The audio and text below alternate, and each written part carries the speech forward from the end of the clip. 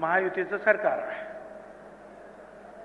महायुतीचं सरकार मी तुम्हाला नक्की सांगतो, तुम्हाला ओबीसी मधून मराठा समाजाला आरक्षण देणं शक्य नाही, म्हणजे नाही देणार. ओबीसी मधून आरक्षण देणार नाही.